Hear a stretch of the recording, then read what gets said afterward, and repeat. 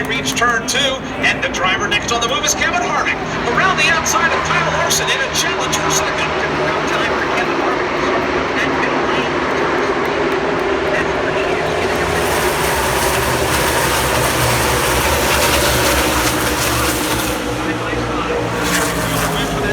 Position now going to be Larson that gets the advantage. He'll squirt out in front of Harvick and back to the number 2 spot. Harvick back to 3rd, and now they're real.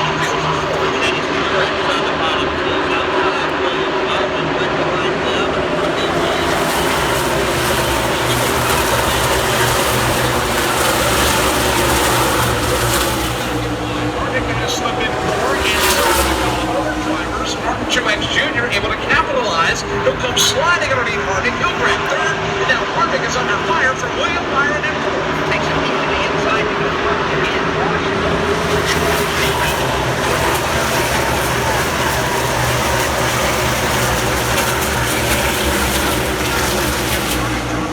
here in the first 2 laps of this 400-miler in Dover. Just getting passed by William Byron. Will take that spot.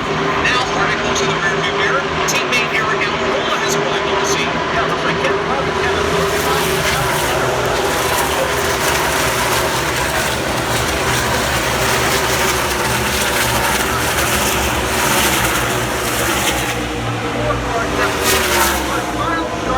settle down a little bit. It was a little twitchy on Kevin's car, just a little while ago. I think he's getting a little more happy right now on that car.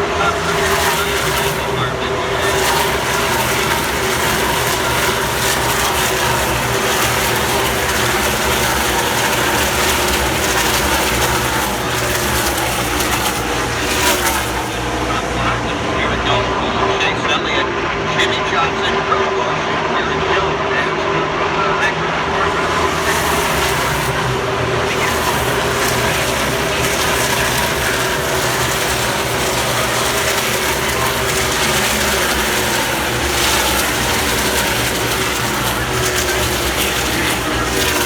Friday afternoon under warmer temperatures and sunny skies. So right now the conditions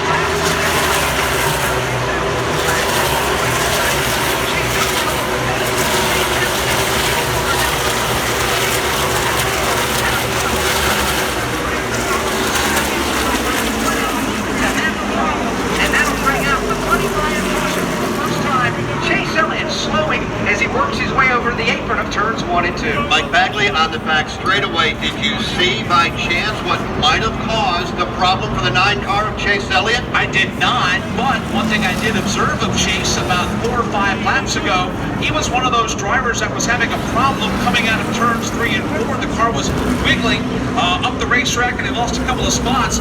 He's coming past me on the backstretch, guys. He is not under power. Lights out underneath the hood of that Chevrolet for Chase Elliott. Well, right now, guys, there is an axle laying on the racetrack. I don't know who it is. I don't know if that's from Joey Logano. That might have happened to Logano, as we talked about him having an actual issue, but it's laying now on the apron of the racetrack. We don't know if that's come from Chase Elliott or Joey Logano, but right now Chase Elliott's car is limping very, very slowly as it's coming in the pit road now, barely moving. We'll see what happens here. The caution is out, sponsored by MoneyLion, the world's most powerful financial membership.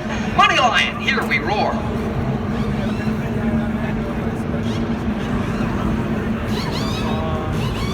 Safety crew's down in the turn, but waiting till the field gets by.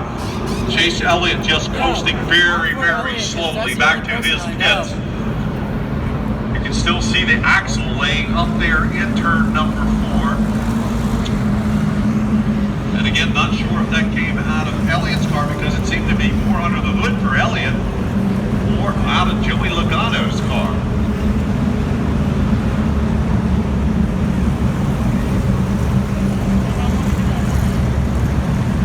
Under the hood, it was popping and cracking as he came by the start-finish line, and he shut it down.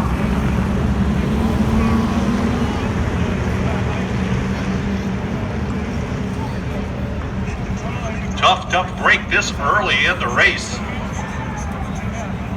Just getting 7 laps in before having issues.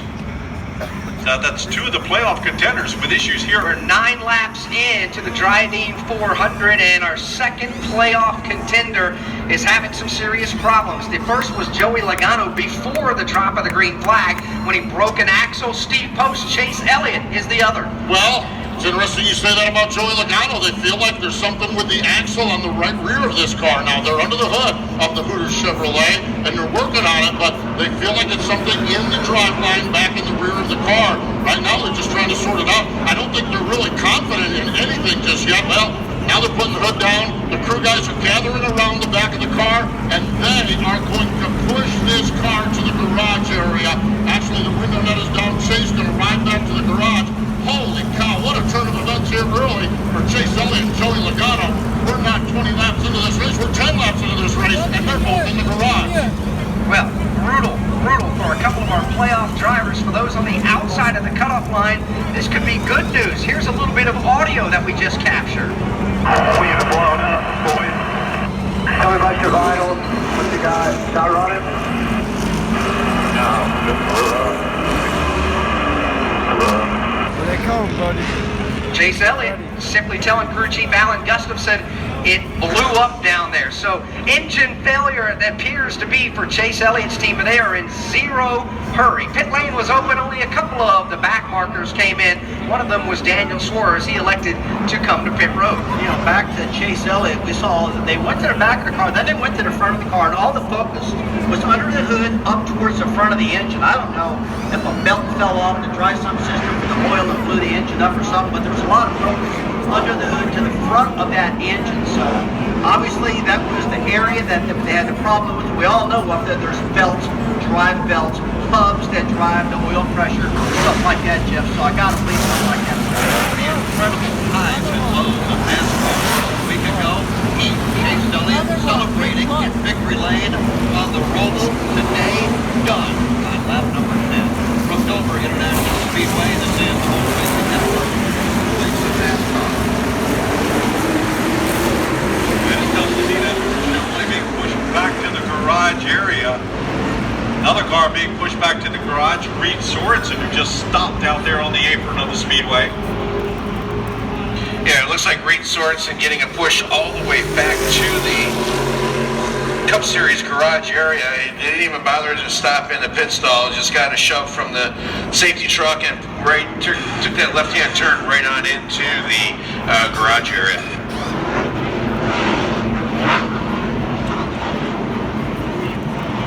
Brand new garage just being erected for the summer months.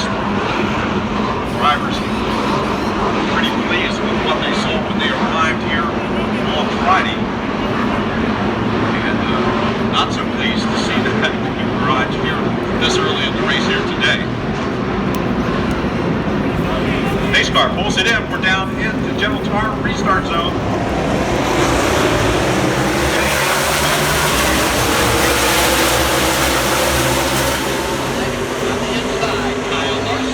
On the outside, that'd be Denny Hamlin. Side by side through turns 1 and 2. Larson with the advantage, but here comes Hamlin flying around the outside. He'll get the advantage by half a car length off the end of the backstretch. Working into turn number 3, Hamlin.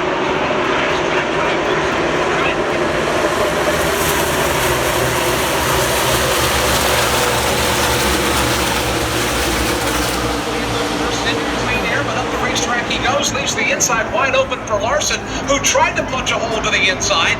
Hamlin, though, sealed that lane off, coming off the corner as Ryan Blaney has opened on the